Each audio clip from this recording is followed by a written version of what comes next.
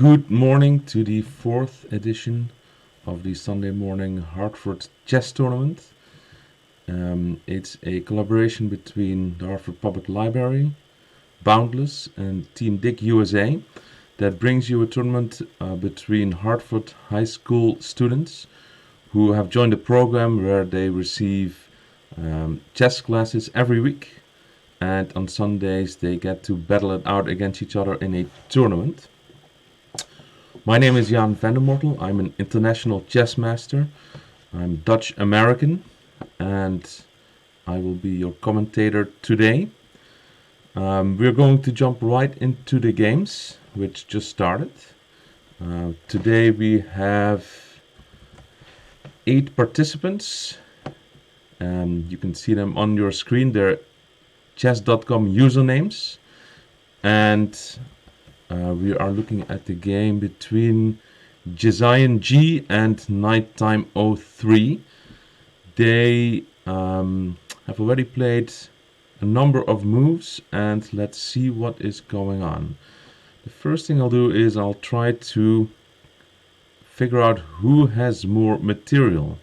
Every piece on the board has, we give a value that gives their strength on the board, and whoever has more points usually is better. Not always, but usually. So when I count, I see that black has 1 extra rook compared to white. I also see black has 2 knights against 1 bishop, and I see white has an extra pawn. So the balance between them is black has 5 plus 3 is 8 minus 1, 7 more points on the board, and that should mean he's better, unless something bad is happening to one of his pieces, especially his king, which in this position is not the case. In fact, it is white's king who is in some danger, because these 3 pieces, the most dangerous attackers in the game of chess, and knights and a queen, are hounding the white king, and the white king still survives because the white queen is helping to protect. And if the white queen would move away from the protection of this pawn, it would be checkmate in 1 by the black queen. So that's very important. If I'm black, I would be looking to get this king out of this file, because it's very easy for white to check the king on that file. For example, queen g2 would have checked the king and attacked the knight. Now queen takes h3 would be a substantial problem. Also not a bad move. The queen is moving in. The king will have to move up or sideways. And black could maybe simply bring his rook into the game as well, which would spell big trouble for the white king. Right now we might be looking, how do I save this knight? Well, he could, but then he would have to trade queens, and he shouldn't really want to do that because his king is much safer than white's king. This is a nice move to see if white maybe moves the king, but white could take the knight and should take the knight, and he did. So black should not trade queens because he is up a whole rook, and his attack would be much stronger.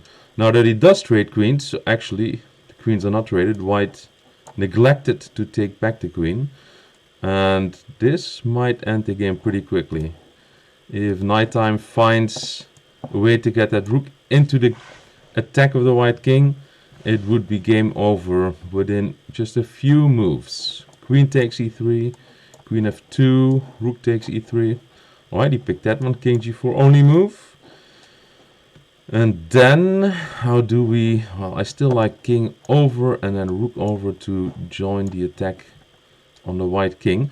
Not a bad idea either. Just use the pawn to check and maybe king up. Aha, I think what he wants is bring his rook along the 7th rank. Let's see if that's what he... Oh, he just wants checkmate. Well, it looks like a very good game by nighttime. He has won one of the 3 tournaments in the last 3 weeks.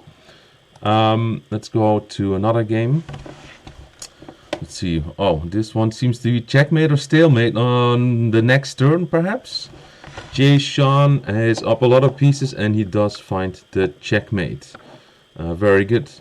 In this position, if you take one move back, black only has his king left to play because his pawn is stuck by the white pawn, which means that it's extremely dangerous for the black king, obviously, because there's so many white pieces surrounding it.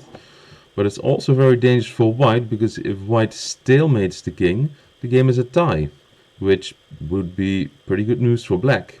So in this position there are probably many ways to stalemate the black king. For example, if the queen would move to this square, it would trap the black king, because the black king is surrounded by white pieces, but the black king would not be in check, which would end the game in a draw, which is fancy talk for a tie. However, Jay Sean did find a checkmate. Let's see if there's any other games going on. Yes. I found one which looks like it didn't start too long ago. Players, they get 10 minutes to play their whole game. So one game could go about 20 minutes. And they've used about 8 minutes of that time so far. JV07 against Twiz 808S or 808s. Twiz 808s. Let's take some stock. Well, I see there's one difference in material. White has 2 rooks and black has 1. And other than that, everything is the same. 1 queen, 2 knights, 1 bishop, and 8 pawns each. Well, make that 7 on the last turn. So white is up 1 rook and 1 pawn, which is 5 points for the rook and 1 for the pawn. Now, if white loses the game, even though he's up 6 points, it doesn't matter. He still loses the game, and you would get 0 points for the game. If you win, you get 1 point for the game. And if you tie, you get half a point for the game. And after 3 rounds, we will add up all their points and half points. And the best 4 players will proceed to the semi-final.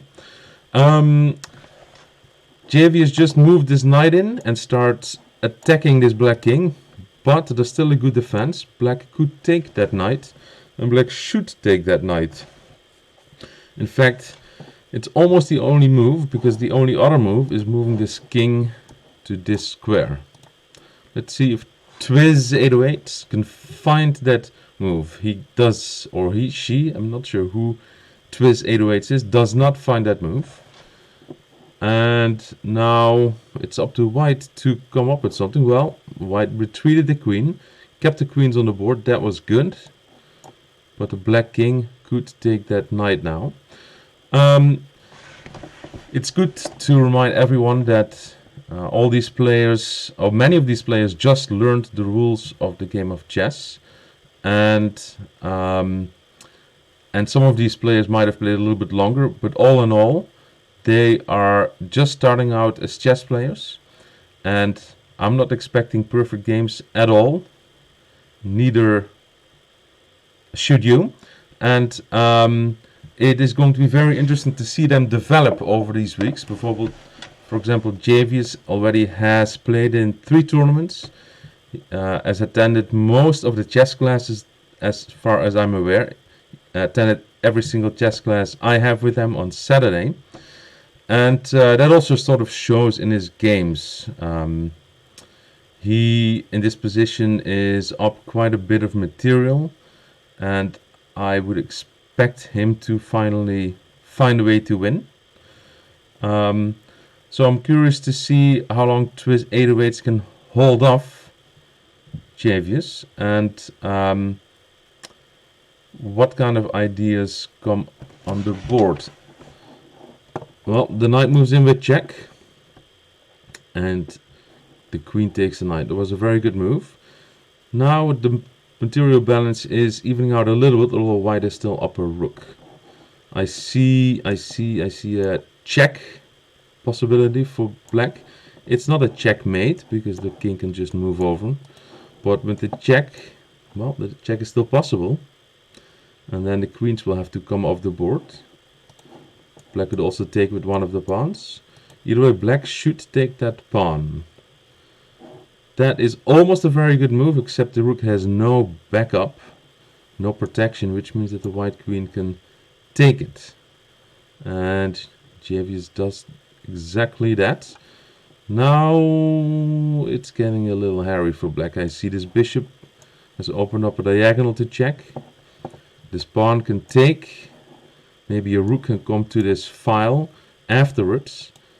And, well, white is putting more pressure. Now he's bringing up all his pawns. And there's a lot of attacks going on in the middle of the board. I have a feeling Twiz 808 is not sure exactly how the pawns capture, which is one of the more difficult things to learn in the beginning of the game of chess. Pawns are by far the hardest pieces to move with because they have all kinds of special rules. Let's see when white takes this queen, which white should, otherwise white will lose the queen. Black will see that the pawn can recapture. Pawns, they move in a different way than when they capture. When they move, they just move one square ahead to an empty square. And when they capture, they take on a diagonal. So it's critical for black's king to recapture that queen. But if black is having some trouble with captures, as I was suspecting, and I'm seeing now, then this queen survives, which is bad news for the black king. And the queen takes the pawn. And we're now very close to checkmate. The knight can come back. And then a piece. Okay, white takes a lot of pieces. So I think Twiz 808 is still learning how the pawn moves. And pawns attack one square on a diagonal and capture one square on a diagonal. And when they just move to empty spaces, they move forward, just one square at a time, except if they have not moved yet in the game. For example, these three pawns have not moved yet, and they can choose to go one or two squares on the first turn they make. For example, this pawn could go one or two, but once a pawn moves, it can only go one square at a time. And once it runs into something like these two pawns, they get stuck.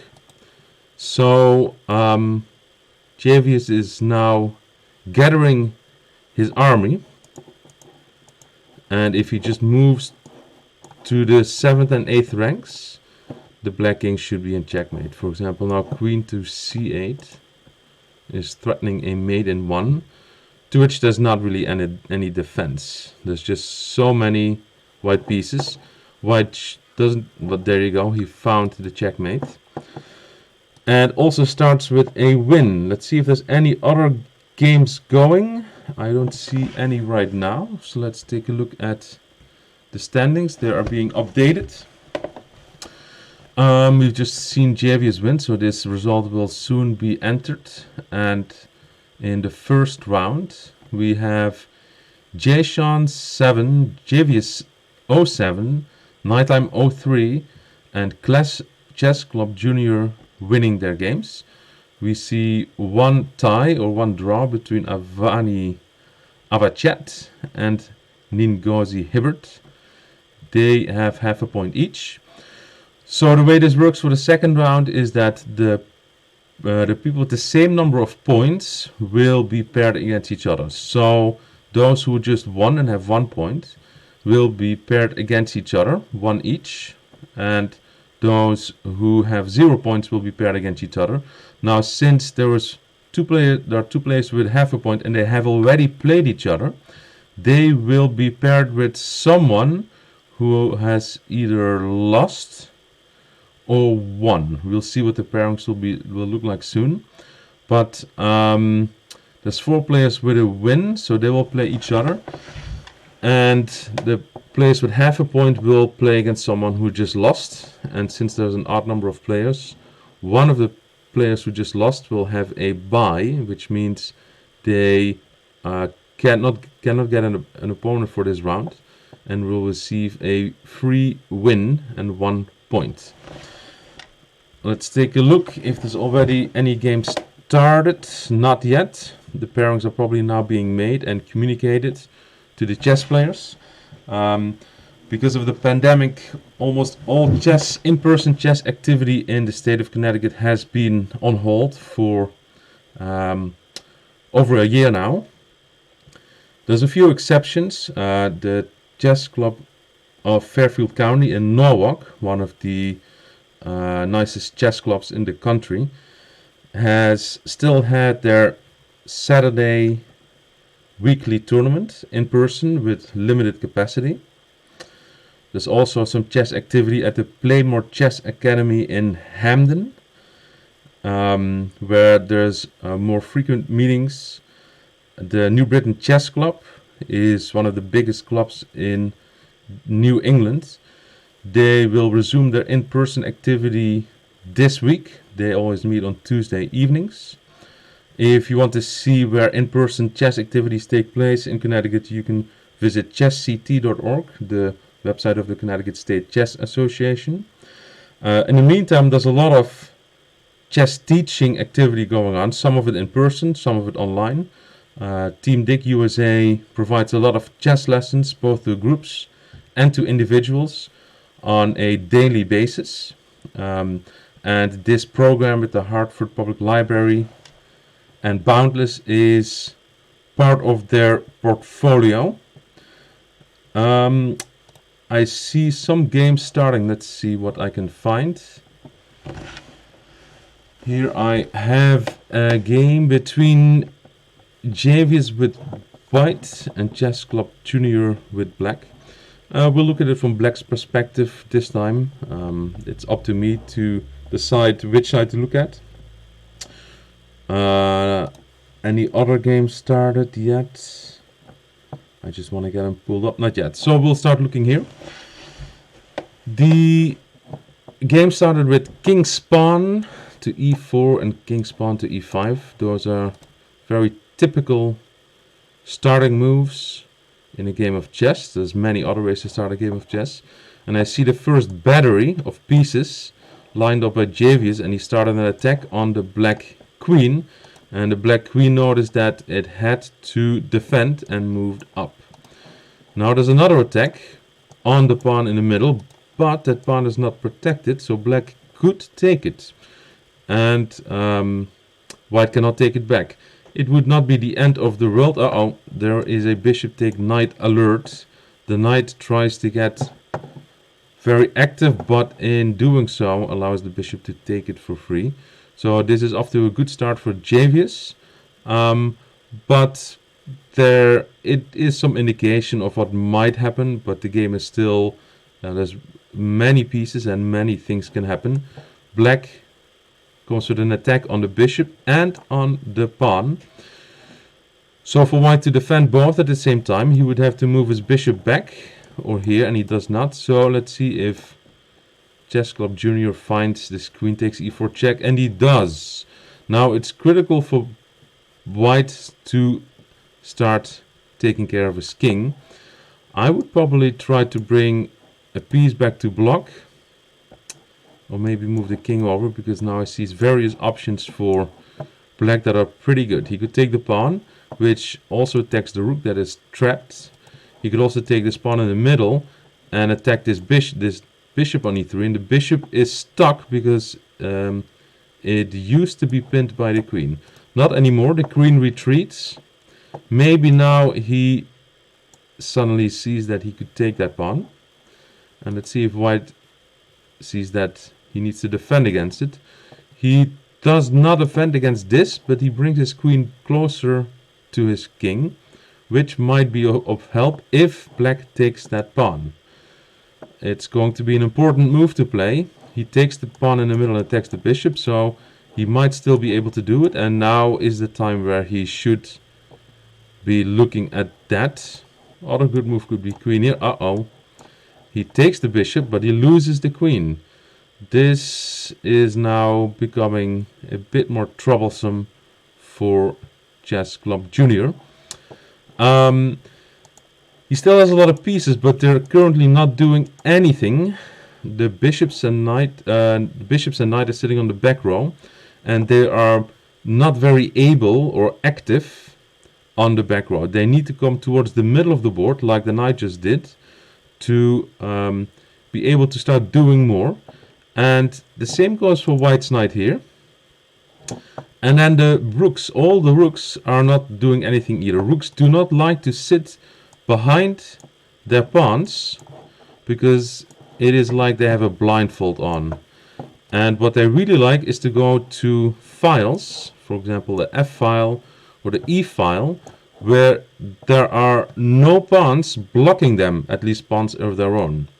And they like to stay far behind on the back row and attack from that back position all the way to the other side. So if white could find a way to perhaps castle and then move the rook to this E file, the rook could start attacking and aiming at this pawn. For now, white attacks this bishop and the bishop has to retreat, which it does. Now if I'm white, I would probably be getting my knight out or castle kingside. The king moves 2 squares towards the rook that has not moved yet, and the rook flips to the other side in the same turn, which does 2 things. One, it brings the king behind a shield of pawns, which is very good, and it brings this rook to a file where it starts aiming at something of black. He should not take it yet because there's too many defenders. What white just did is pretty good. He's attacking the king and this pawn that has no protection, which he should take now because he can. And he does. And now he's attacking the pawn and the rook, and black has to save the bigger piece. He saves the rook, and now white could take another pawn if he so desires, and he does desire that. At this point I would be looking at trying to get this king out of the middle files of the board. This king really needs the castle and go towards the corner. Now this is a tricky move, attacking the queen, but the bishop has no protection. So yes, this makes black's king's life a little harder now because he can't castle anymore, because he's not allowed to move through this square that is being aimed at by the white queen. As we say in chess, you're not allowed to castle through check. That means his black king cannot run away towards the side of the board and hide behind these pawns, but has to stay in the middle. And if white finds a way to get at least one more piece close to the black king, that could spell trouble. For example, if the pawn would take, it would open up this E file for the white rook to start aiming at the black king. His move is not bad either. He's checking the king, making sure the king now probably, well, he probably move here or here. And after that, this king can never castle again, because a king that has moved is not allowed to castle again. And for this king to get into the corner is now going to take some magic. The king has to move up, the rook has to move out, the king has to move back, and then one more, and the king would be pretty safe. As long as it's here on this open file with no pawns, the king will be very vulnerable to attacks by a white rook or a white queen. I would prefer a rook because the rooks are not doing so much yet. For example, if this rook could find a way to that square. The other rook is pretty good too, and that's the one he found. In fact, we're closing in on checkmate. If the king moves over, then there's a checkmate coming on this diagonal. So blocking is the only way to try to postpone the inevitable, but white could actually break through, giving up his 5 points for the knight. And when the pawn takes back, the queen could take. Alright, white chooses a different way, which is also quite dangerous, attacking the king. Maybe now he moves the rook over and checks from this side. Let's see if there's some other games. There are some other games. I want to stay with this game a little bit just to see if white can find a quick checkmate. It's not easy. Black still has quite a few points around his king. But if more white pieces join the attack, that would be trouble.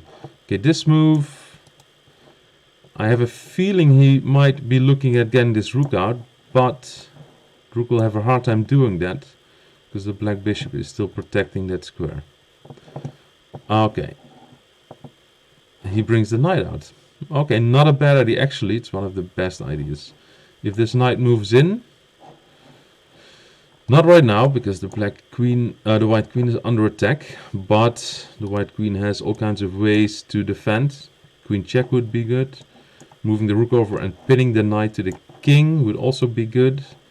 The worst thing is leaving the queen there, which Javius does not. He does find this double attack, queen and knight. The king will have to move out of check, and then I think white will capture the knight. Alright, let's go to another game. I think we can almost call this one for Javius. Let's go back to Twiz 808, who is playing in this tournament for the first time this week. In the previous game I noticed that pawn moves is still something that Twiz 808 is learning. I see a checkmate alert. The bishop could move and trap that black king in a check it can't get out of. It's not an easy checkmate to find, but it is there. And let's see if white finds it. Avani Avachet, did he participate last week? I think he might have. But he has also only joined the club recently. Takes the knight. That might actually improve the chances of seeing that this bishop could come out and checkmate the king. Just because this knight is also looking at that square. For black, well, this move actually defends. Now the king has an escape square in case there is a check.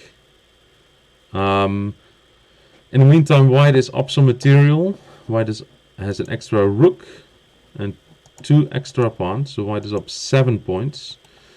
And white's game is looking pretty good. Almost all the pieces are part of the, let's say, development, except this black square bishop sitting on the back row. I would be looking at maybe moving this pawn out to open up a path for this bishop to get out. And when that bishop gets out, maybe later the rook can come towards the middle files. So it is looking pretty good for white. And let's look at another game. In the meantime, I believe Javius probably has won his game. I see the game is over. And he looked to be cruising to a victory. So, who do we have here? Ngozi and Davian are playing each other. They just started the game, 7 moves in. And there's already some activity going on. I'm going to count. Knight against knight. Knight against knight. Bishop against bishop. I see black has 1 extra bishop. And as far as rooks goes, it's the same to each, 1 queen each. White has 1 extra pawn, so white is up 2 points. And in the last turn, white moved the queen over to a square where the bishop could take it. Now white missed it, which gives the queen actually a chance to take the bishop. Instead, black played another good move that took something, the rook. But this again gives white a chance to take the bishop. To use the bishop to take the queen, which neither player is currently seeing as a possibility. That is very typical, that both players are missing the same good move available until now. Black just took the bishop. That's not bad, but it does give this knight now an opportunity to jump and fork the king and the rook, which white actually found. Very good. This forces the king to move and now allows the knight to capture the rook in the corner. After that, black could also try to go after white's rook, which black could still do right now. If black finds this queen takes g2 move, then there could be some more trouble coming soon for white. For now, the pawn moves out. Not sure what the pawn wants to do yet. What I do know that white wants to take this queen. So black would be well advised to move that queen away. And the queen retreats all the way, which is very good for this black king, because that means this black king now has 9 points helping it in the defense. The knight moves in with check. Black should probably just take that knight with his knight. And that's exactly what happens. The pawn should take back to recapture the piece, which would make this an even trade. And then black is still up quite a few points. In fact, black has increased his gain. And now that white does not recapture, black has even more points. But these points are still sitting there on the back row, not doing so much. And black is now moving quite a few pawns. We've seen this one, and this one. And when pawns move, they actually don't really become more able or active, because when they're sitting in the starting square, they're attacking 2 squares, and they can also move to 2 different ones. And once they move, they're still at best attacking 2 squares, for example this one, and can only move 1 square. So pawns don't increase their ability by moving up until they get to the other side and turn into a queen. Then they increase their ability. But pieces, bigger pieces, especially knights and bishops, they can easily increase their ability by moving away from the back row. For example, this knight only has 3 squares it's looking at, while if the knight is closer to the middle, it will be looking at 8 squares, which is more than double its ability. Now, if a knight gets taken, of course, its ability is completely gone in 1 turn. So that's usually not great news unless you get a piece in return for it. So even though white is down quite a few points, these points are all still not very able. And white is very able with the queen, and is now going to try to use the rook to get involved. Now the knight could take the rook, which would be bad news for the rook. But if white doesn't, this rook is probably going to get involved in the attack on the black king. And 3 able pieces are much more dangerous than 6 unable pieces. For now there's a check, and white should be careful not to allow the queens to be traded, because that will instantly make this king safe. If black takes this queen, then the black king will be almost, well, yeah, the black king will be safe for the rest of the game. And there it is. Black took the queen, white neglected to take it back, and now white will have no chance anymore to checkmate the black king. The black king can run away, or like this, and white doesn't have enough of an army left to beat the black king. The only way black king could be in trouble still is if white gets another queen with a pawn, or makes it so that, for example, if you move this rook over to block that square from the king, then this move would still be checkmate. So it is possible for black to get checkmated, but it would require a lot of help on his part. This rook finally does something more than sitting in the corner. I don't see a way where I can get much more involved. Aha, there it goes. Now I see that this rook is probably going to be coming down to do something along these files. And white is trying one desperate attempt, trying to get more points in the attack. The pawn joins the attack. Not a bad idea. But black should be able to fend off this attack. Let's see if black is going to be captured. Oh, knight fork alert, knight fork alert. The knight can move there, check the queen, check the king, and attack the queen, and regain that material. Missed by white, and the king should just keep moving away. Not sure if I like this move as much.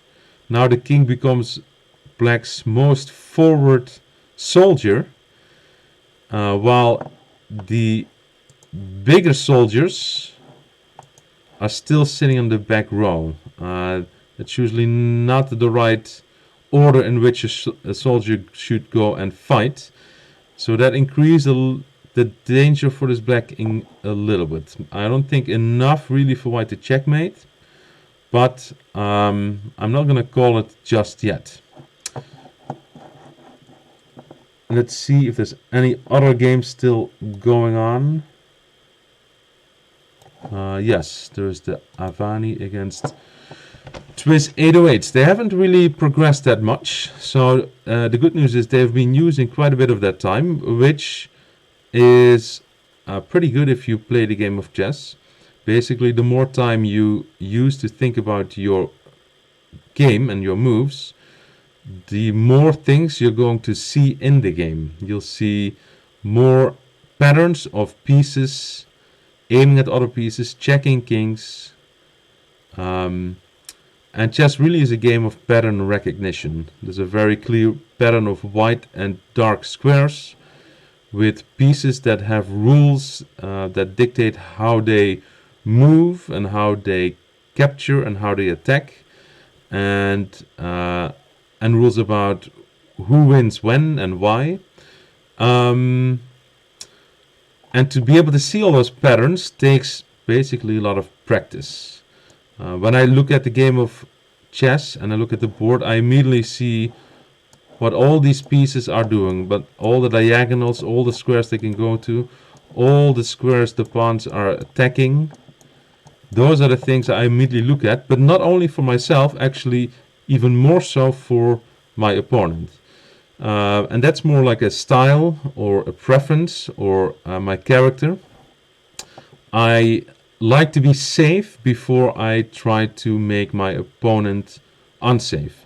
So I always look at, okay, is every single one of my pieces safe? For example, this rook has no protection and this bishop has no protection. So those are like weak spots where if my opponent attacks those, I'll have to respond. Other than that, everything white has is protected by something. The rook is protecting, the king is protecting, the knight is helping protect, the bishop is protecting.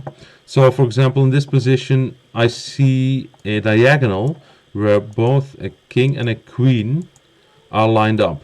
Now, which piece would be nice to get to that diagonal? Well, the queen could be nice, but at best I could trade queens and get 9 for 9. What I would really like is to get this bishop to this diagonal. So I'm looking at moving the queen out of the way of the bishop, so the bishop can come to the diagonal, check the king, and skewer it to the black queen. These things are not that easy to see. They take a lot of practice, but if you practice a lot, you'll get better and better at seeing those tactics, as we call them. Tactics is basically 1, 2, 3 move little skirmishes between pieces, where pieces get traded, pieces get lost, a king gets checkmated, these kind of things. When we talk about strategy, we're talking about long-term planning, like what is this going to do for my position in 5 moves? Where would these pieces look good? For example, this knight strategically is not very well placed because it's on the edge of the board where it can only look at 4 squares. While if it is somewhere in this sweet 16 in the middle, it will look at 8 squares, which increases the activity or ability of a knight. So I'm looking, for example, how can I get this knight into a better position? Once this pawn moves up, I see this square that would be very good for knight. So I immediately start looking for ways to get that knight to that square. This knight would be very nice for the other knight.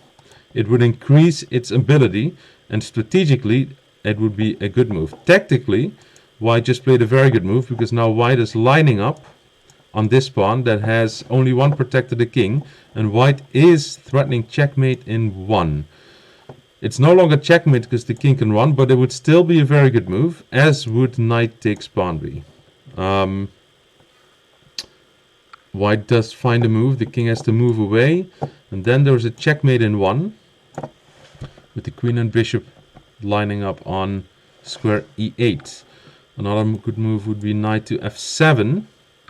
And check the king, forcing the black queen to give itself up. If I would be a guessing man, I'm guessing that the black king is not going to survive too much longer. Let's see if white finds a checkmate. First, black has to find that there's still a move, and black does find that. Oh, and black won by timeout. Completely missed that. I was praising these players that they were using their time so well, and completely forgot that, of course, when you use your time so well, meaning you use your time to think about the game, you're also getting closer to 0.00, which is what happened to Avani Avachet. His position is very good. He has a maiden one on the board, but he ran out of time to play that move, and therefore he loses the game. One of the cruel aspects of chess is that all games are usually played with timers, and you can be a great player. If you run out of time, you're still going to lose the game. Wow. I see a lot of queens, knights. I see a lot of black pieces on the board. Not a checkmate, because the king can still move. But the chances of stalemate are everywhere. Black has a lot of points and pieces. White only has the king. If black plays a move that traps the king without checking, the game ends in a tie. So for black, he should try to check that king every single turn now. Because if he does not, he runs the risk of giving away a win. And black won on time here as well. Okay, so we had 2 time forfeits, and that ended round 2. After 2 games, we can see that 2 players are still on a perfect score. Javius 07 and Nighttime 03 won their second game as well. They will now play each other, is my prediction, in round 3. And if one of them or both of them don't lose that game, they will qualify for the semifinals. If one of them wins that game, you also qualify. A loss might still qualify depending on the other results. We have 1, 2, 3, 4 players on 1 point, right behind, and they'll play each other, and that will determine the final 4 going towards the final. The games have not started yet. I'll keep an eye on that.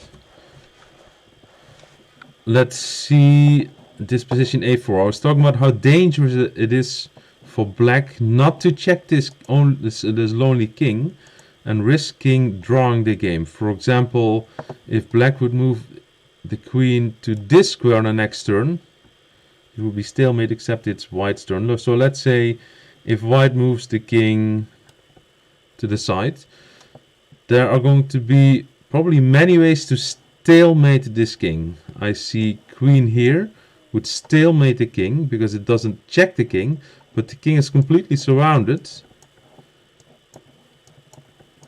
by black pieces. So queen to c1 would end the game in a tie. Another tie would be knight to c4, taking away this square from the white king, also ends the game in a tie, as well as knight to d3, same idea. Another move that would tie the game is queen to c3, taking away this square. So that's about 4 moves that would tie the game. Do I see another one? Sometimes it's a good exercise to find all the ways where you can stalemate your opponent. I see another one. If the king would move there, it would also take away the only escape square. So that's 5 moves to stalemate. Alright, not a bad score. 5 moves is quite a lot. You can easily get into that. Let's see if we can find all the checkmates. Well, I see one here. Queen over, backed up by the other queen, would deliver checkmate. This pawn is protecting this square, the bishop this square. So really, the only two squares you have to still cover are these two. Queen here would also be checkmate. Queen here would be checkmate. Queen here, queen here, queen here, queen here, queen here. Alright, so now we're up to like 7 or 8 checkmates. And that might be it. If the queen moves check here, then the king can still move to this square. So about 8 checkmate in once, 5 stalemate in once, and then there's probably about, I don't know, 30 other moves, 25 other moves on the board. This is just to show how dangerous it is when you are winning every single piece of your opponent, and everything looks great, and the sun is bright, and you're cruising to victory. But your opponent has no other pieces left but the king to move around with. The chances of not winning are quite high. And the best advice at that point is to either not try to win every single piece of your opponent, so your opponent has more things to play with, or check every single turn. If black would just make sure that every single turn is a check, then the checkmate would happen as a result of that. And when you check, you cannot stalemate. Okay, let's see. We have some games starting. I would like to look at the game between JVs and Nighttime 03, since they are in the lead. And whoever wins that game is definitely going to play in the semi-final. And here we have that game. These players have played each other several times before in the past week, with some very exciting games. And I'm expecting nothing is going to change as far as that goes. So, what do we have? We have a couple of moves, and we have a bunch of attacks going on in the center of the board. These pawns are attacking each other. Now, I do count 1, 2, 3 attackers on this pawn and only 2 defenders, so looks like white could have taken that one for free. Instead, white brings out the bishop. The bishop is protecting the pawn. So, instead of taking 1 point for free, white makes this bishop more active. That is not bad. And black does something that's not that good for the white pawn, because the white pawn gets pinned.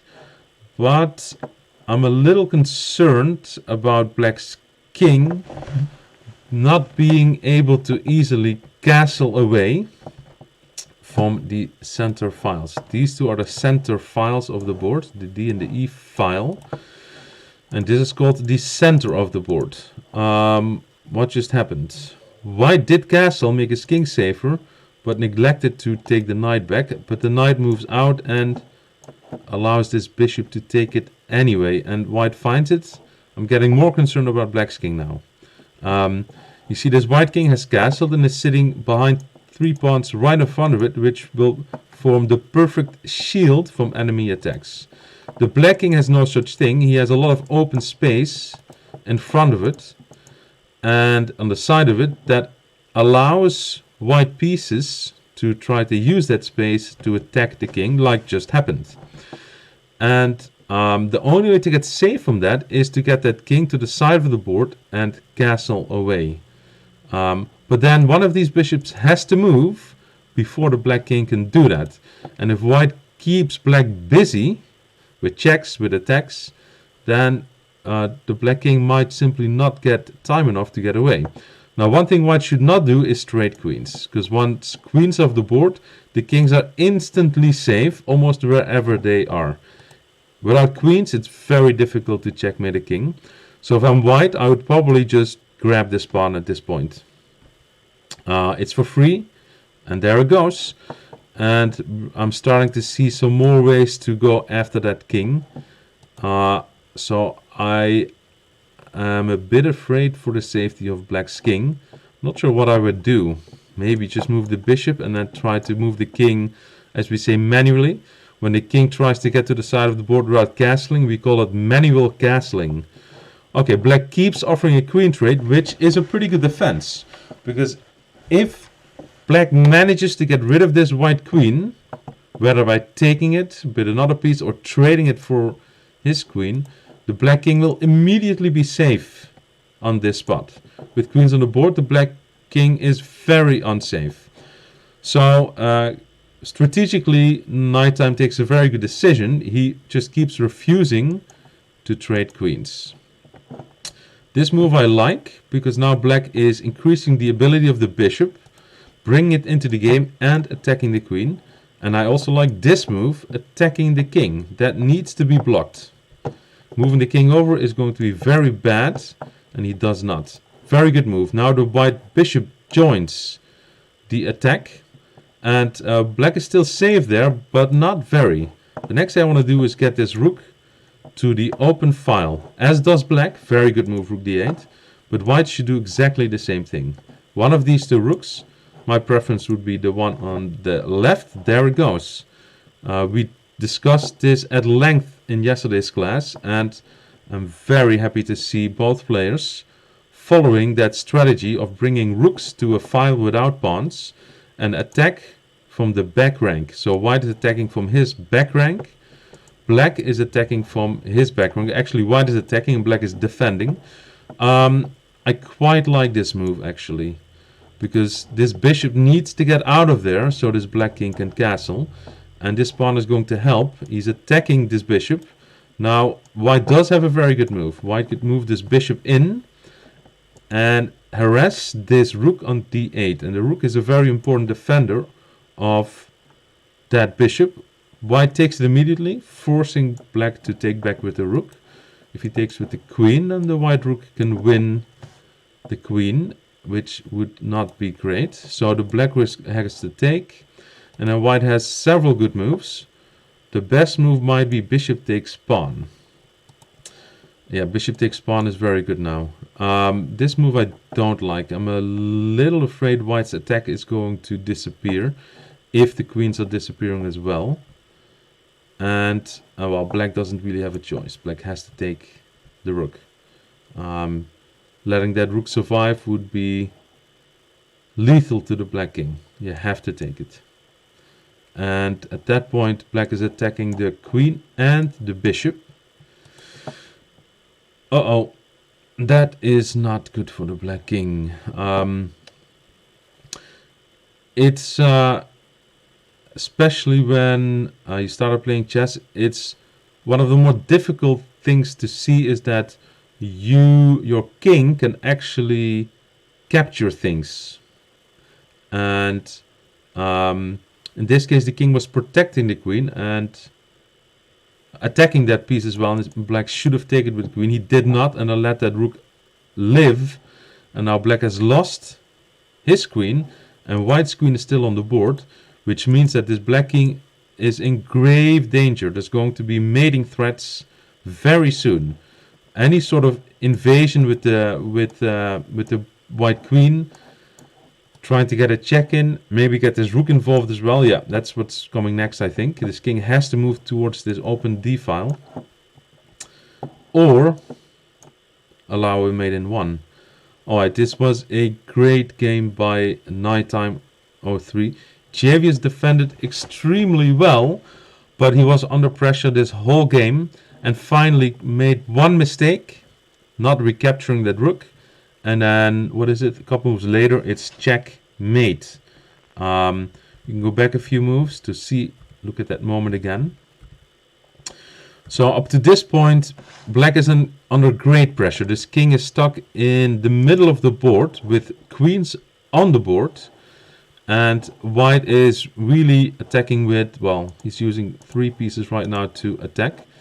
If white would capture this pawn, this bishop is saying, queen, come and take me. It's free. You can take me for free and you'll be a very happy queen. But when the queen moves away from this rook, it leaves the protection of this rook to the white-black king, and that would allow this white queen to move in with checkmate.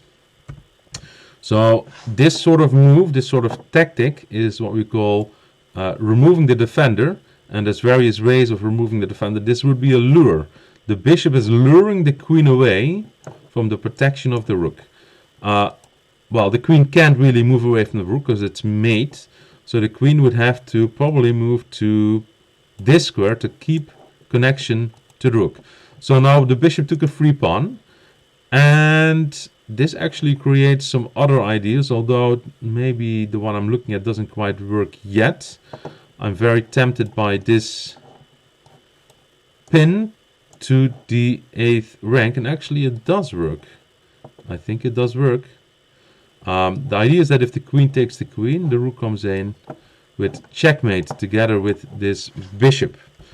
And there's not really any good way to defend anymore. The queen cannot take the rook because the queen is pinned by the white queen to the king. I mean, the only move to play at this point, maybe to postpone the inevitable, is let's see if you can use this pawn. But the white queen just takes again, threatens to take the queen, and there's no defense against mate in 1. Okay, so even though black made a mistake here by not recapturing this rook, in fact, I think he was just a few moves away from checkmate. The main difference was white castled and black did not. Oh, I had a very good game. Let's see if there's other games still going on. There are. Let's pull some up. Jason 7 with white against Avani Avachat. Jason might be channeling yesterday's lesson as well. I see he just moved this rook from a1 to g1. It's attacking the queen. It's backed up by the white rook. And it is trapping the black queen. It's also moving it to a file where he has no pawns. And it's also a file where the black king is trying to hide. So this rook g1 is a very good move. And the black queen has no safe squares. If it goes to e4, the knight can take it. Every other square it can run to is attacked by some white piece. So this queen was trapped. We also looked at that yesterday, actually, at this exact same kind of queen trap. So quite impressive by Jason. Black noticed that there was no way out. And then the best he could do was get the maximum number of points, which he did by taking the right rook. Now he should probably have taken the other rook, because then the rook would end up on this square instead of this square. And this square is much better for the rook, because here it is not staring at its own pawn. It's actually looking at one of black's pawn in front of the black king. Now if the rook would be on h1, the rook would be staring at its own pawn and it would be hurting its own ability. On g1 this rook has great ability because now it is helping, putting pressure on black's shield, defending him. If white moves the queen in, for example, they form a battery and white would be threatening mate in 1. Now this would be a pretty good move. It might be even a move I would play. I'm also very tempted to try to get the queen in to the back row and start attacking there. Well, this is what happened. Very good move. Now I would like to top this off with bishop here to make sure the black king cannot escape. And then I want to come to the back row and checkmate. I'm not really expecting Jason to find this, because these are some very complicated tactics. Then you're really using all your pieces together in coordination against the black king, and those things are just not easy. I mean, it takes a lot of practice and a lot of experience to see these things. He could also maybe try queen check and then bishop check. If he sees that, it's already very good. And when you see these kind of things, you might... so when you see something good, one thing you can sometimes, or actually which you should almost always do, is try to see what happens if you change the move order. It's like, shall I go left and then right, or shall I go right and then left? I might have at the same place, but maybe there's a small difference. So if you go left and then right, it's checkmate. But if you go right and then left, it might not be. So he did play bishop d3. So this can only be to protect that square. I'm convinced he actually saw that. So this is a very impressive moment. The good thing for black is that he just moved his knight out, so the knight can come back and block the check. So, but black is under a lot of pressure. Because what should black do? It's not easy to make any moves at all. If this knight moves away, then this queen comes in and it will be checkmate on the next turn. The knight can block once and the queen takes it. But what should black do otherwise? It's not easy to make moves. He does find a move that's not bad. And white tries to checkmate, but the knight can block.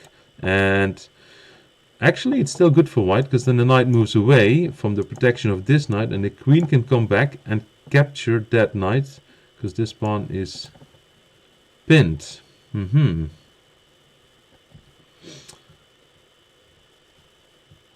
Let's see if black finds a move, and let's see if white also finds the next move.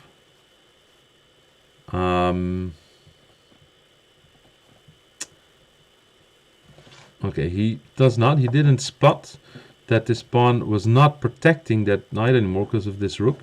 And now he's trying to use the rook to come in a different way, which is not a bad idea. I mean, this is an open file with an open path for the rook. But right now, the black king is surviving. Actually, black could move this bishop out, protecting the rook and attacking the queen. That would be my first instinct. Just to try to sort of unwind these pieces a little bit, because they're a little bit stuck on the back row. This rook also is not that happy, but maybe later on he can try to get out. If once this bishop moves away, protecting this square, that rook might get out. Right, he does play bishop b7, which I like a lot. The white queen should now move away. The rook is attacking it, and the queen should move away, and probably he should find a way to attack this bishop next. In fact, it's almost the only way to make a move to begin with. So he does, and the bishop is under attack. Should be defended somehow. And Avani Avachad ran out of time. Well, he is much newer to the game than Jason, but the one thing that he does very well is use his time. Now, of course, in this case, again, he lost on time, but this is a way where you're going to learn more than if you just play quickly.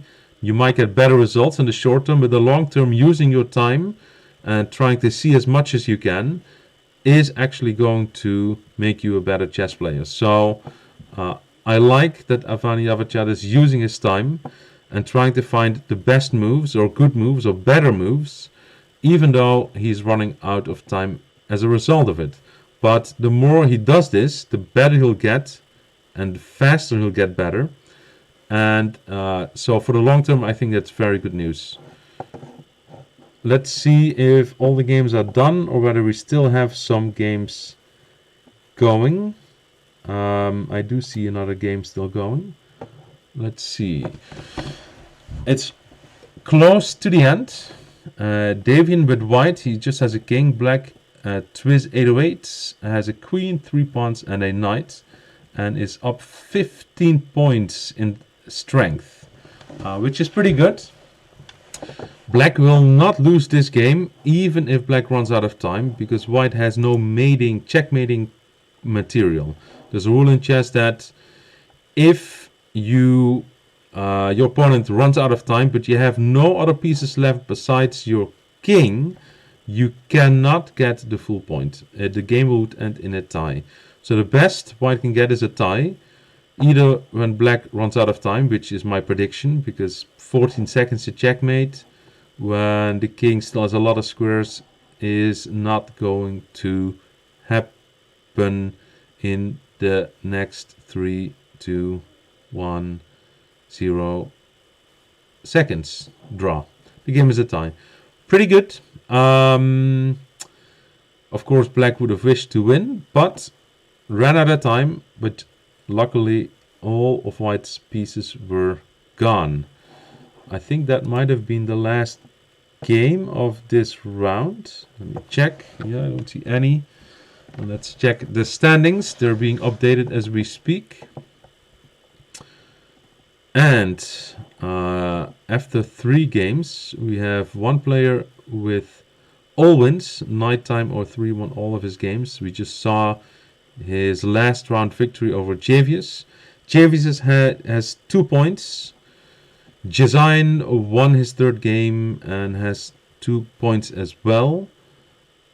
And the last score being updated right now is the one of Jason, and I think, did he not win as well? I'm not sure if I remember correctly. Well, maybe he didn't, because I see most people winning.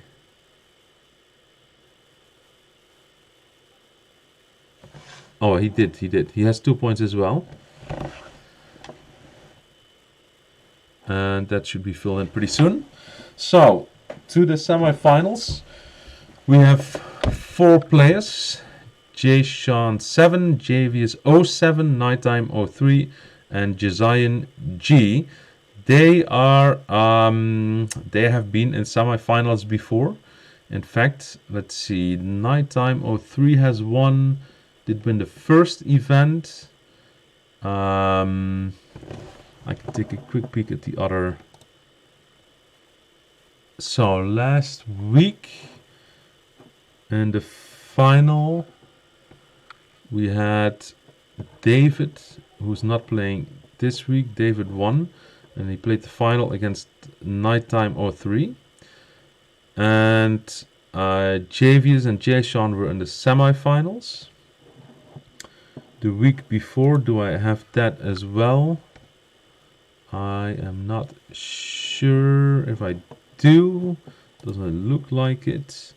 So now I have to try to remember the week before, which becomes harder and harder the older you get. Let's see the winners. So the True Prophet won last week. The first week was Nighttime 03, and then week 2 was one of the J's, Javius, Jazine, or Jason. I think it was Javius. I believe Javius was the one who won that. Let's go back to today's. And we have a semifinal starting soon. Let me try to get those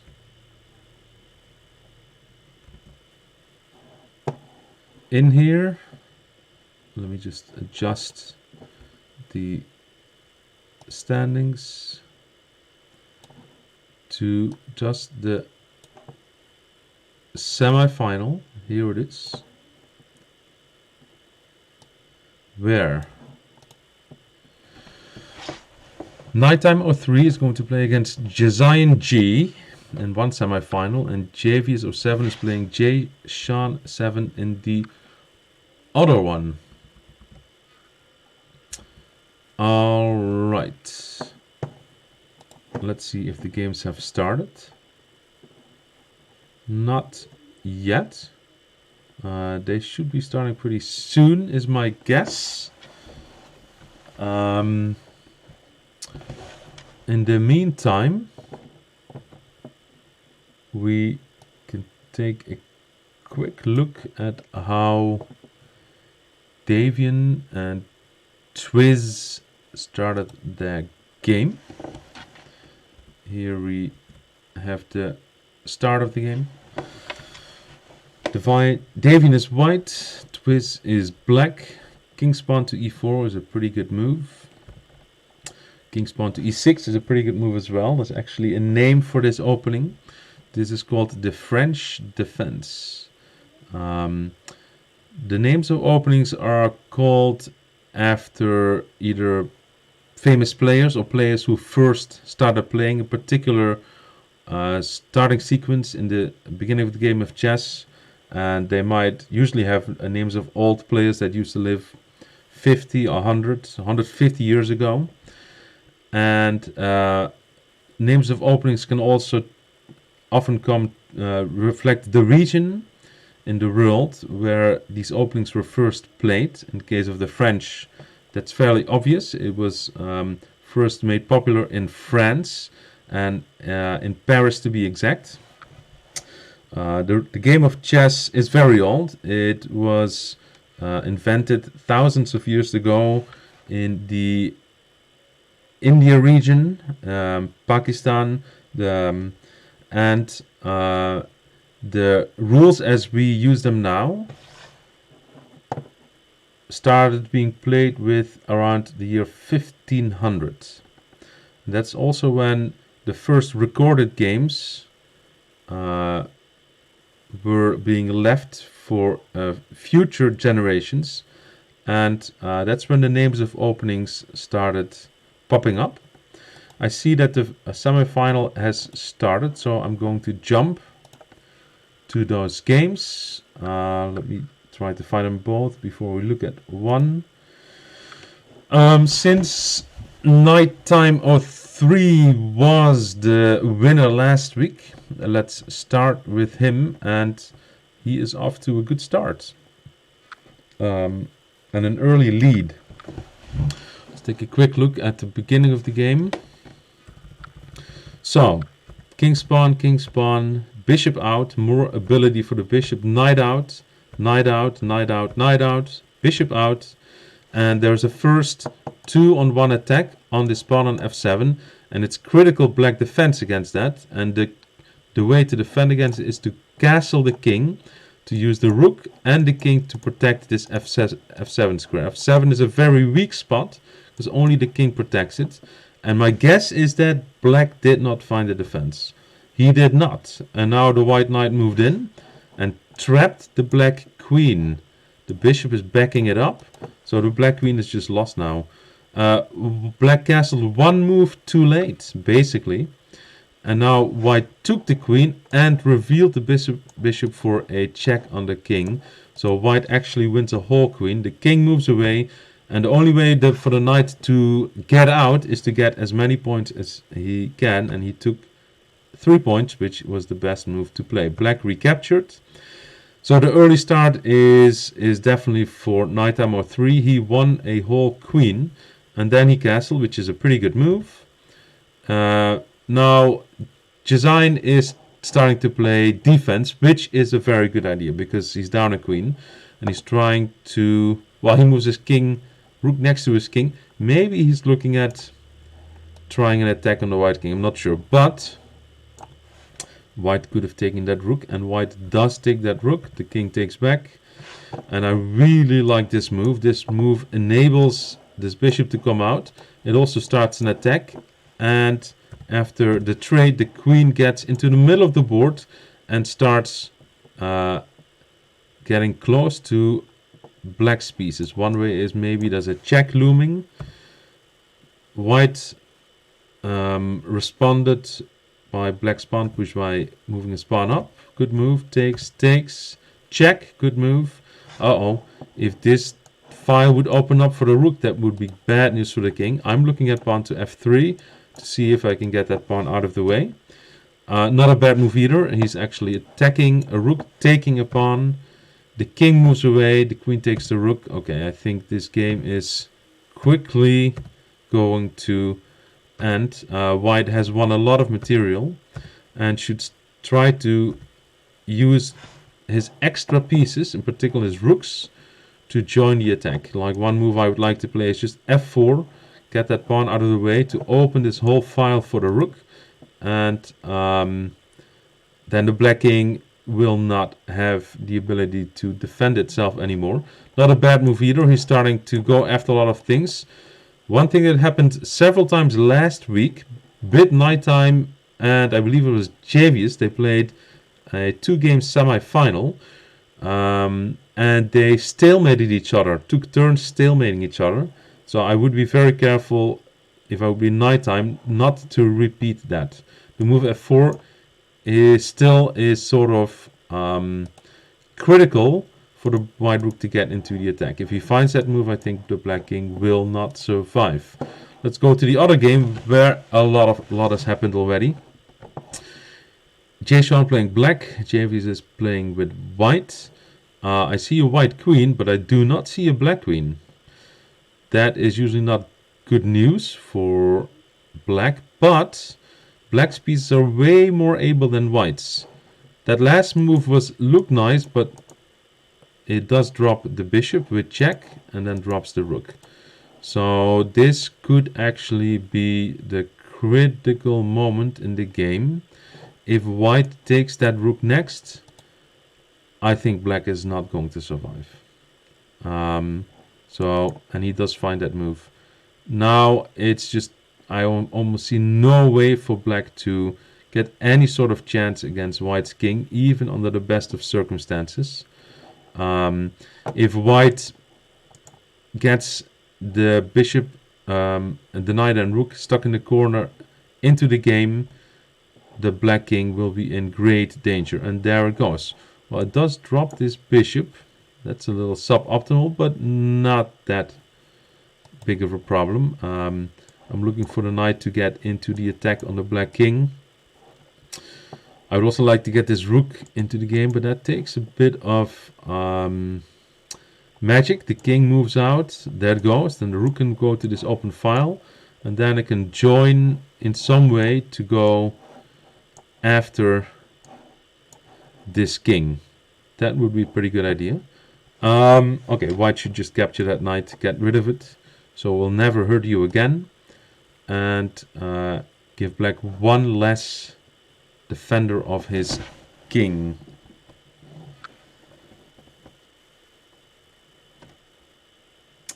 Just briefly checking if I get any feedback. Looks like it's all good. Very impressive what Javius just did. I said he needed to do some magic, moving the king out of the way to get the rook involved to the open file, and he just did just that. I mean, we talked about this in yesterday's lesson quite a bit, but you know, that's one thing just hearing about it in a lesson, and it's a whole other thing than actually applying it to your game the next day. So I'm quite impressed. If this queen can find a way to get close to the black king, checkmate will be on the horizon. Another thing might be to get the rook involved like that. Maybe the pawn can do it. There's all kinds of ways. What white should not do is eliminate every single black piece and leave just the black king, because that increases the chances of a stalemate and a tie. And well, Javius has had that happen to him last week against Nighttime, and both happened to him and happened to him. So let's see if he can avoid that. One good move would be queen here, checking the king. Taking the rook is not a bad idea, because okay, that rook can no longer do any damage. I would not take all these pawns. There should be a mate pretty nearby. Let's see, queen here still allows. So queen there, queen here, king back, a3, checkmate. A3 check, king takes, queen back, king out, c3, checkmate. There are a lot of checkmates looming. Getting the queen to this square would also be checkmate. Alright, he goes for a different idea. Not bad either. He's trying to use the rook to come from behind, but Jason found a defense. He moved the pawn away. It's a very good move. And the knight moves away from the attack. The knight might be looking to come back into the middle of the board with a fork. The king moves away. I like that move, although it's of course not safe for the king. But he should just do whatever he can with that king. It is mate in 2 now. If white finds that he can bring the queen to b2 next, it's checkmate. Queen b2 checkmate would end the game immediately. Not an easy one to find. He finds not a very good one, but the king still has a move. If he then finds the queen back to c3 or b2, it is checkmate. He might find it. He might just find it. He plays another move, check. The king can still run and take this pawn. Then queen back would still be checkmate. I'm quite positive white is going to find a checkmate here pretty soon. Close. He's getting the queen a little bit closer. Not checkmate yet, but it does increase the chances of a checkmate very soon. Attacking this rook. Well, that's not really any good advice for black. I would try to lose everything I have as quickly as I can, but it's just there's so much. So rook a4 is actually a very good move. Just let's see if white wants to trade. White brings the knight back. Black should take the rook. Because really there's not that much else black can do. It's still checkmate in a few moves if white finds it, but it's not that easy. Oh, I kind of like that move as well, protecting this square. And I also like white's move, because white might be conscious of the fact that a stalemate is a big risk. Threatening mate in 1, by the way. So very good move by black, protecting the square with the rook. And white takes the pawn. That's something I would probably not have done. But okay, we're still quite far away from stalemate. Let's look at the time.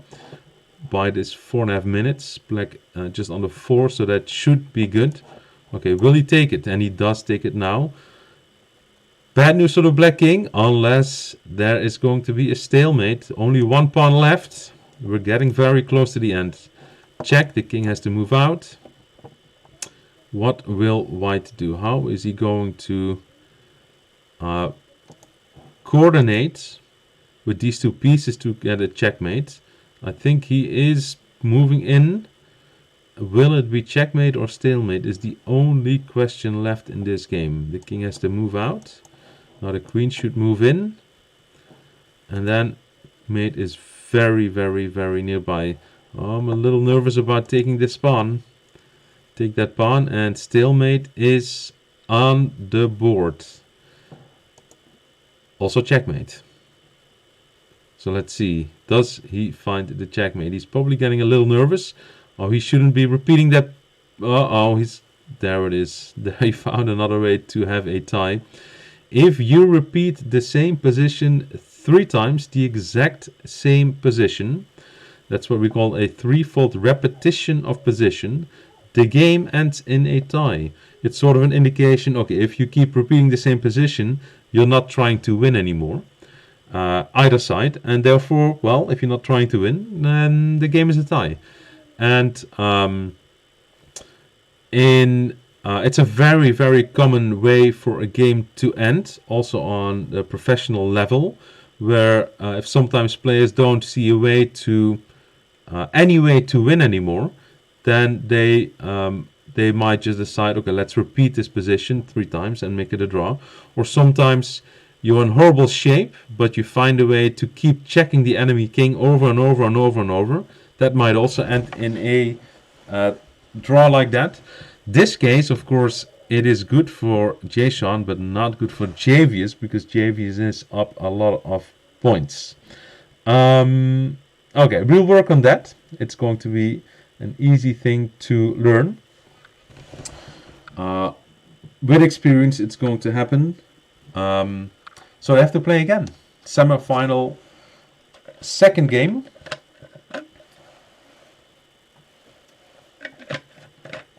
They're playing the same colors, same time control, except all the way from scratch.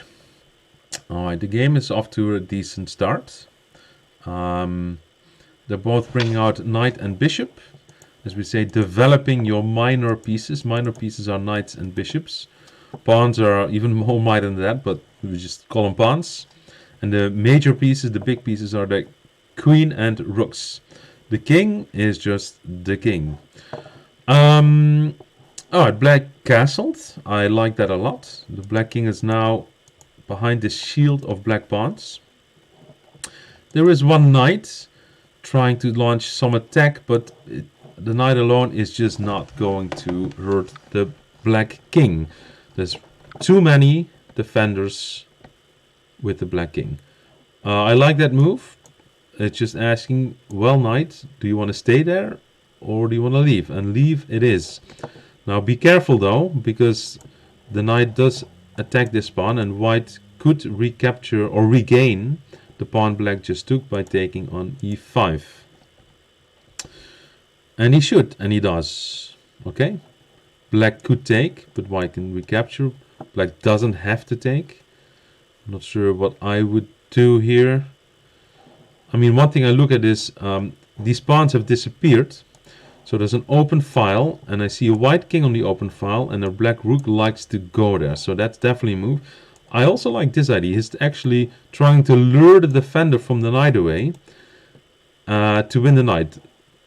JV spotted that idea and moved the knight away, but it does allow black to take this pawn for free, which is what happened.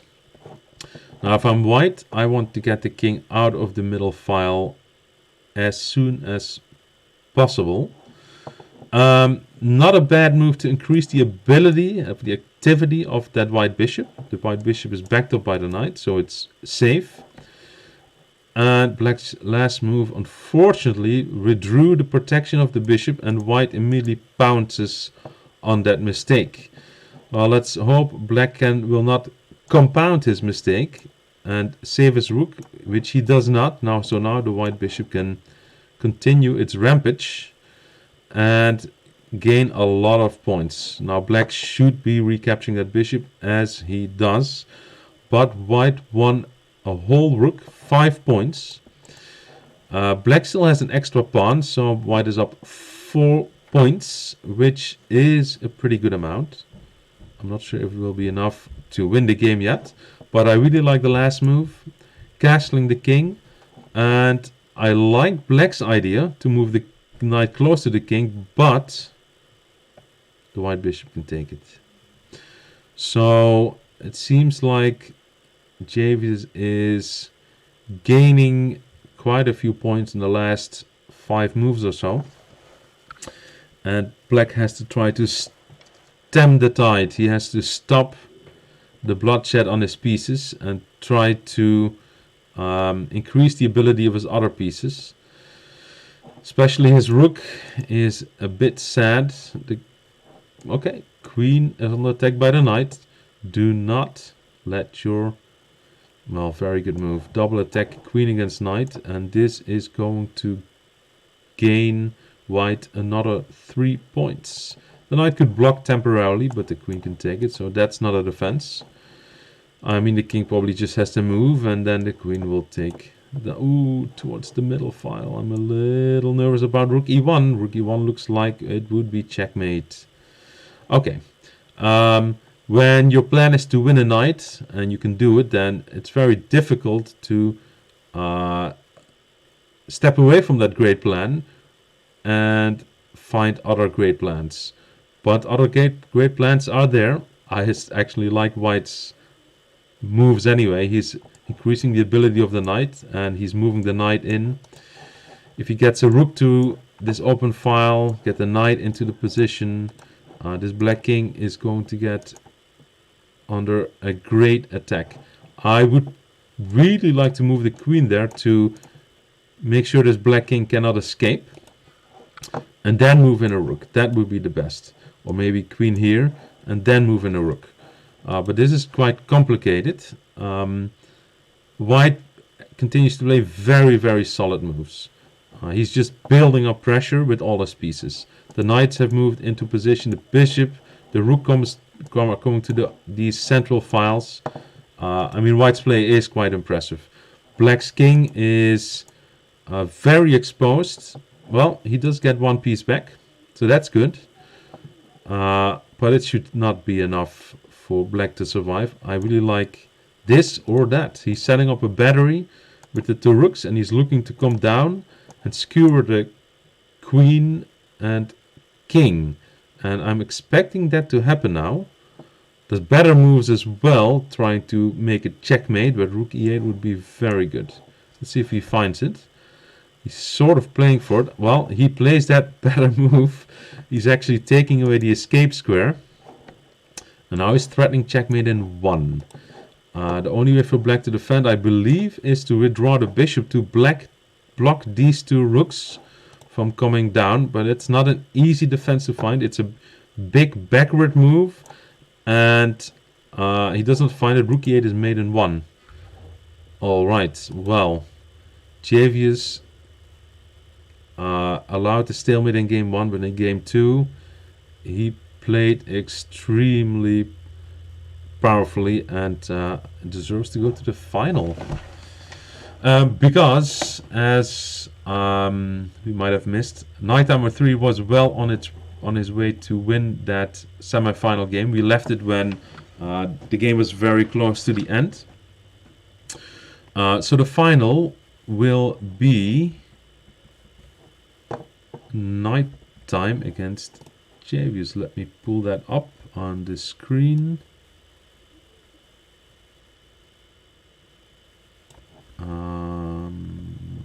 That's not doing it quite yet. There we go.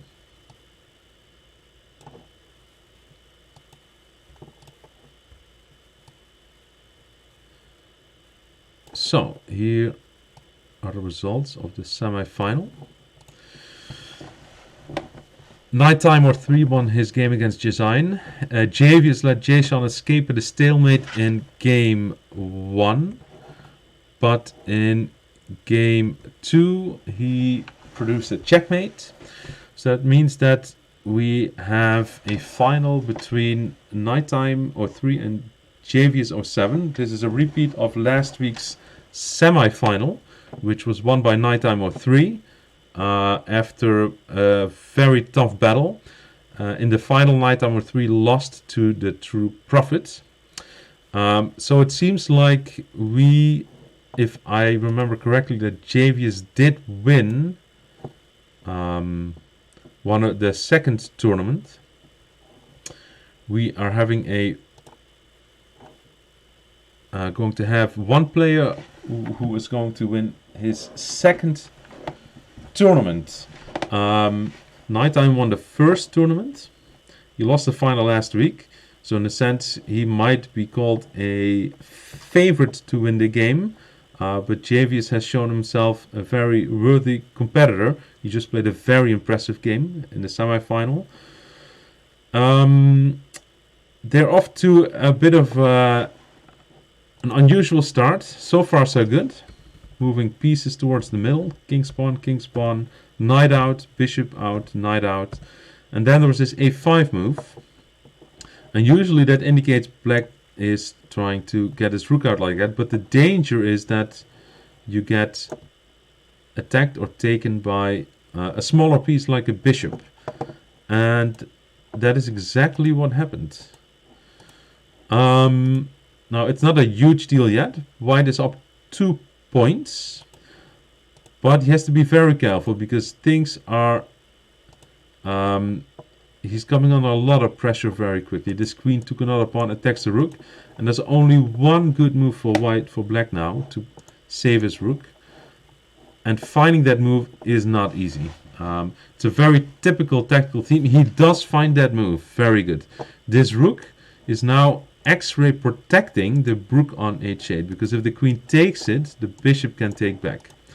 It's the only good move in the position left. And it was critical that he finds it. He does. The bishop has protection by the knight and the queen. So now the queen has to run. And he doesn't have that many safe squares, but he still has some. And he finds one of them. I believe maybe the best one. Well, not sure. So, what should black do now? One of the issues is that he will not be able to castle anymore. Because this g-file has opened up. So he has to be careful about the king. I would like the king to... well, probably has to stay there for now. I do see something pretty good. The rook, that's not a bad idea. I would like to have gone it to the half open file for black, because the knight was protecting it there. Okay, now white is attacking something of black, namely the bishop. That needs some defense. There's various ways to defend the bishop. And this is my favorite one. He moves the knight, opens up the protection of the bishop, and attacks the white queen. Very good move. So even though white got off to a good start, took a rook for a bishop here, took a pawn there, trying to win the rook, black produced some very good defensive moves. It seems like it was a bit of a nervous start of the game for Javius, and that maybe he is collecting himself a little bit. Nighttime did spot that his queen was under attack and moved it back towards this black pawn that has no protection. But should white take that if he gets the chance? That is the question. Well, he gets a chance now. Will he take it? When a queen goes on a pawn hunt deep into black's enemy position, he always has to be very careful not to get trapped behind enemy lines. We actually looked at an example of that in yesterday's class. And Nighttime does not take this pawn. Instead, he moves this pawn. And I really like that move. For a very particular reason. Let's see if it comes about. I think James's move is very good as well. This bishop moves away from the attack. One thing I was very nervous about is if this pawn gets taken, it opens up this open file for a right rook, and the black king would be a much bigger danger. So this pawn actually provides this black king a lot of cover, because the white pieces cannot attack along this e-file. So kings like to be shielded by their own pawns, like the white king here. But if they don't have their own pawns to shield them, they actually like to be shielded by enemy pawns. This white pawn is shielding the black king. This is a very difficult concept. And this white pawn is probably going to disappear, and this e-file might open up and create a path for the white rooks to increase the pressure on the black king. So from that perspective, I really like this move, because now this continues to be a shield, but it's also very dangerous. This pawn is attacking both escape squares for the black king. If the black king gets checked, we're very close to mate. And I see various ways for white to get into that position. And the one that white just played might actually help getting there. The black king is in grave danger. He needs an escape hatch. He needs to make sure the black king can still move away from an attack. And there's not that many ways to do this. It's critical he finds it now. He's almost 7 minutes. So if you're under a lot of pressure, or you feel under a lot of pressure, you're not sure what to do, the best thing to do is try to use the time that you have. I mean, of course, if you use 6.5 minutes, you're going to lose on time.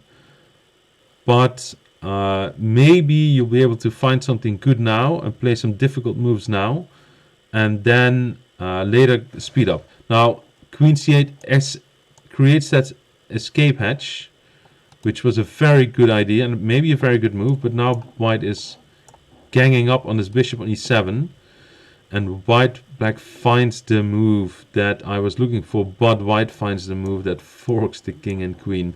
Very impressive play by Nighttime again, very impressive. It's not an accident that he has been doing well in these tournaments, and the battles with Javius are very, very exciting. Expecting many more of those battles to come. The rook finds its way to the open file, spelling doom for the black bishop on e7, and as a result also doom for the black king. Checkmate is getting very close. White can now crash through on e7. He didn't find that, which might give black a little bit of a lifeline. If he makes sure he's going to back up this bishop with some other pieces than his king, then he might be surviving it for a while. Rook f7 is one way to do that. Also, the bishop wants to take it, so you better move that rook to safety. And he finds the move. Very good.